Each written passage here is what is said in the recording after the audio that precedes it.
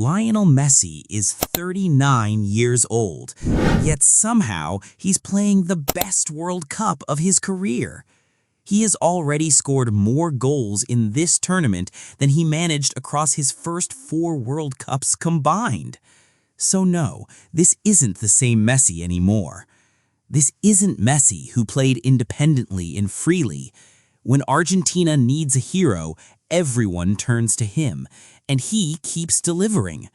But that's exactly where the problem begins, because if this really is Messi's last World Cup, what happens to Argentina when he isn't there anymore? Has their greatest strength quietly become their biggest weakness? So to get the answer of these, we have to understand something.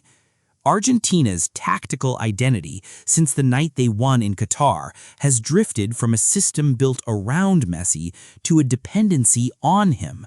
Those are two very different things. A system uses a great player to make everyone else better. A dependency uses a great player to cover for everyone else's limitations.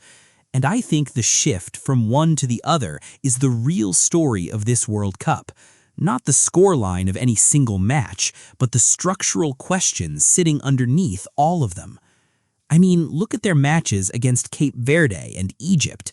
It looked like Messi had to do something magic, which he did, and was the player of the match in both matches.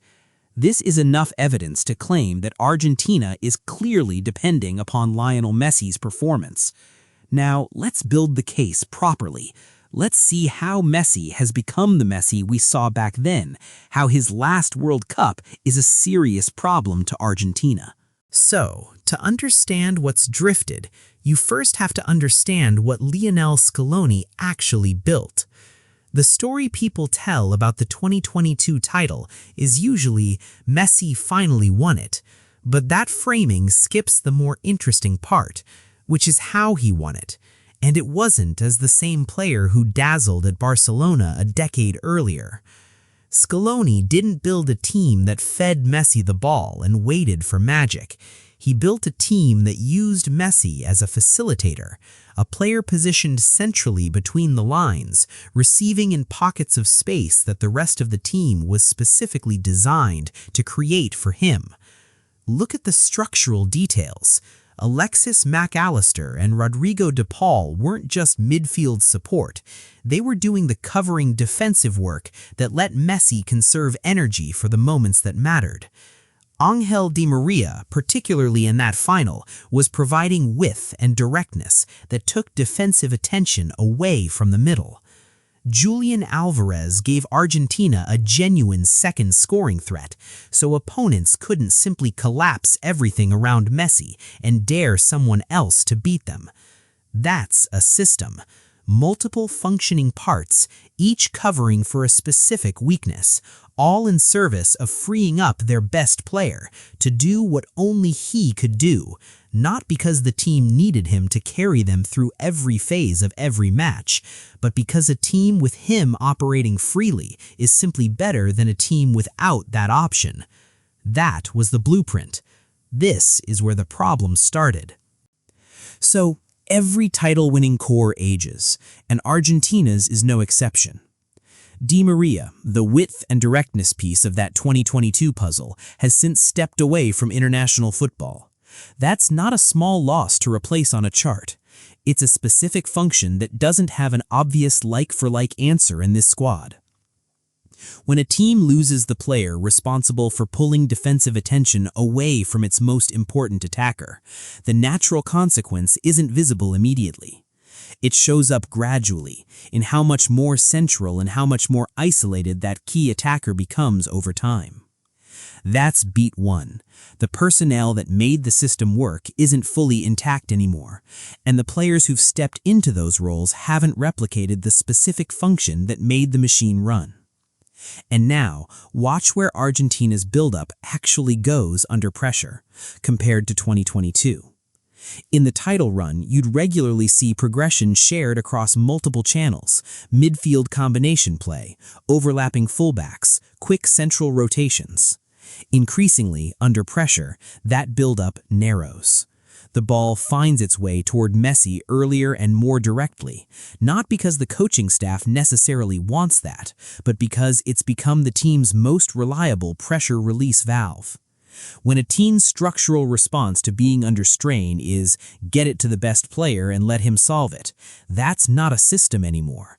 That's a dependency wearing a system's clothing. This is where the pattern becomes hardest to ignore, because it shows up in the results themselves. Argentina's knockout football in this tournament has followed a familiar shape. Spells of genuine control, interrupted by moments where the game threatens to slip away, and then reliably an individual moment drags them back from the brink. That's not a criticism of Messi. If anything, it's the opposite. It's proof of exactly how valuable he still is. But it's also evidence for the thesis. A team that needed less individual rescue in 2022 is now needing more of it, not because the opposition got dramatically stronger, but because the team's own control of matches has become less reliable without him directly involved in the build-up. There's another thing worth naming here too, because it ties the other beats together: the goal-scoring distribution.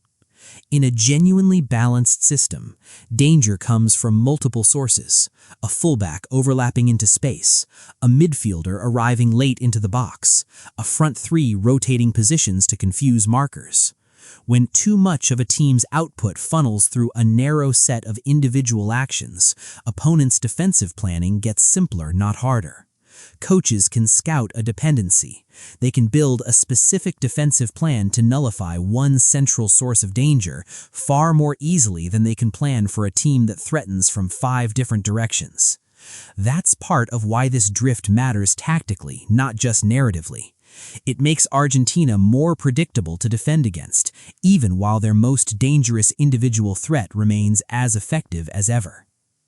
Put those 4 beats together: the missing personnel function, the narrowing build-up shape, the rescue pattern in results, and the increasingly predictable distribution of danger, and you have a genuine structural drift, not a media narrative invented to get clicks.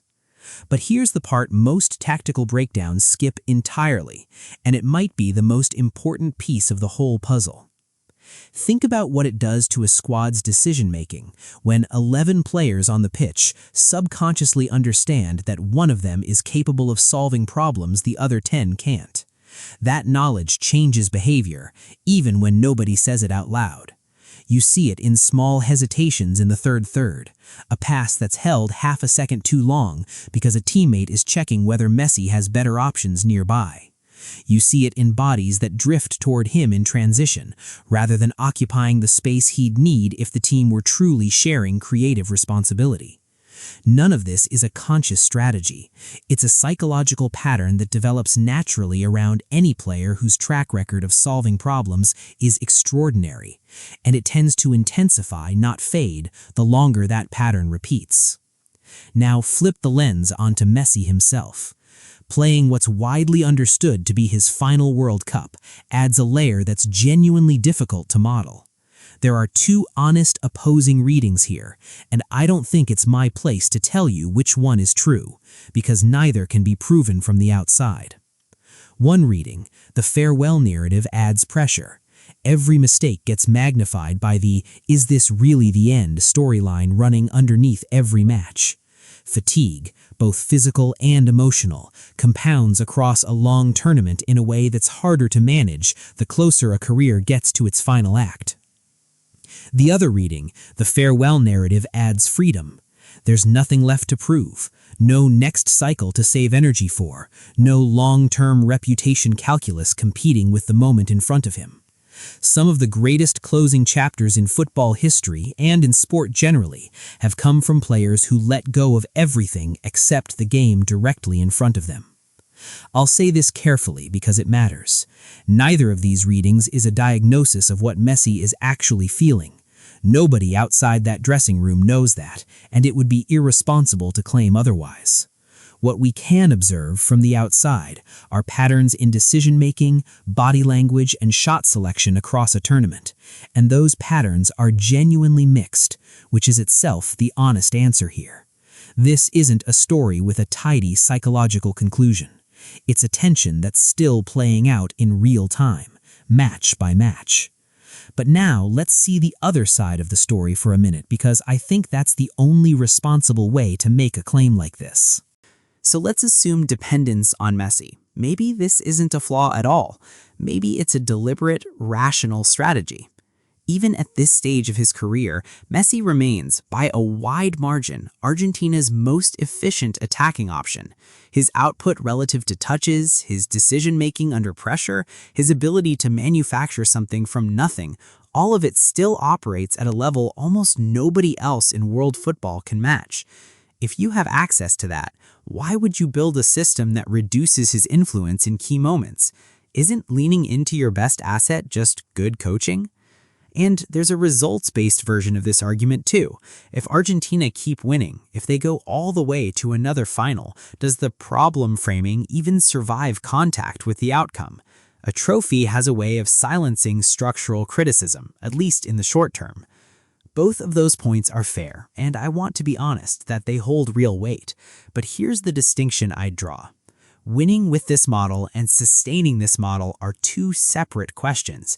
A team that leans this heavily on one aging, once-in-a-generation player has a shelf life, no matter what the scoreline says in any individual match this tournament.